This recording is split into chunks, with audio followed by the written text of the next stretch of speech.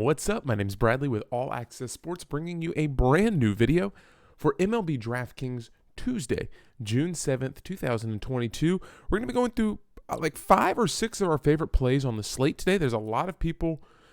There's a couple of really expensive guys that I absolutely love, but I know I can't fit them all. So we're also going to give you a couple of options and a couple of pivot plays that you can do to make sure you keep your wallet and your bankroll a little bit more tangible. If you like this video at any point, please give it a thumbs up and drop a comment below. It helps out the video immensely. I try to give you as much free information as I possibly can. Last video that we put out, we talked about our 5 or 6, I think it was 6 favorite plays. We had George Springer on there who hit a home run. Yordan Alvarez, he hit 2 home runs. You might see those 2 names again. Both of our pitchers, I think, went for 15 and 20 points in their games respectively. So these are our favorite plays, and we're going to try and build a lineup around it. I encourage you to figure out who you want to put around your lineup. Now, I know I've been talking, and you've probably been able to see some of the names that you see in my lineup, but it does leave me at $2,700. So obviously, this is not going to work. My 2 favorite pitchers on the slate today would be Tyler Skubal and Kyle Wright. I absolutely love these guys in both of their spots. Now, Kyle Wright going up against Oklahoma, you never know. Oklahoma offense. Wait. Did you just call them Oklahoma? This ain't the College World Series, you ding-a-ling. Kyle Wright pitching against the Oakland Athletics.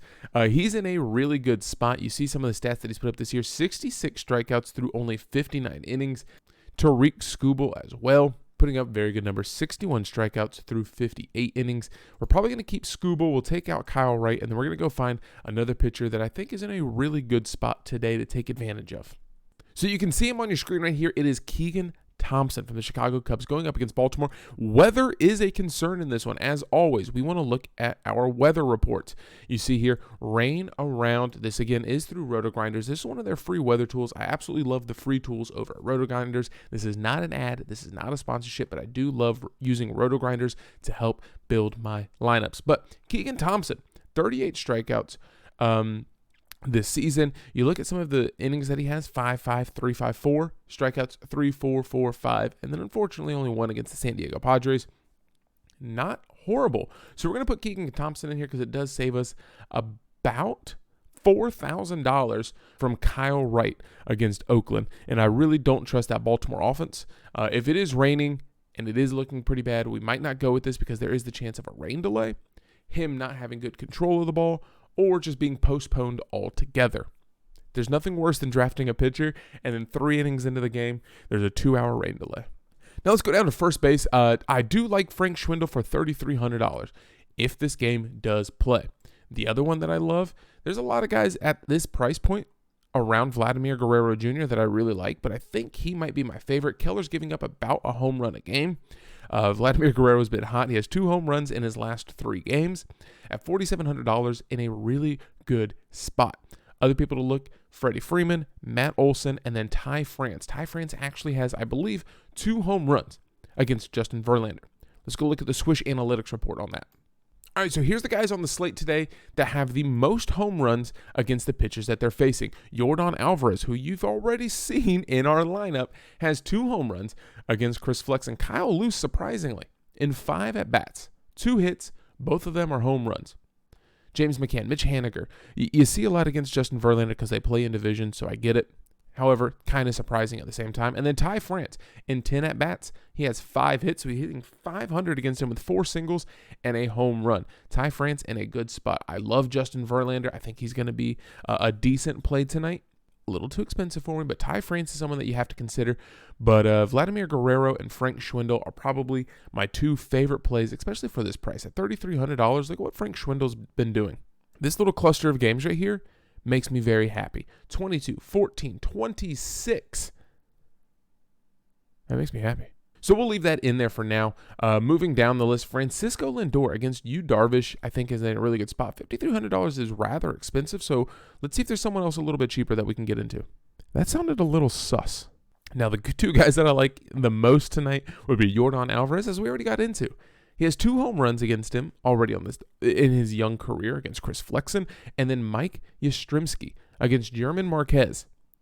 San Francisco is an offense that I really want to hone in on tonight because Marquez does give up a substantial amount of home runs per game. as well as Chris Flexen, who's averaging 2 home runs given up per game this season, or per 9 innings. So Yastrzemski and Alvarez, I absolutely love. Let's see if we can fill out the rest of this with some of the teams that we want to target.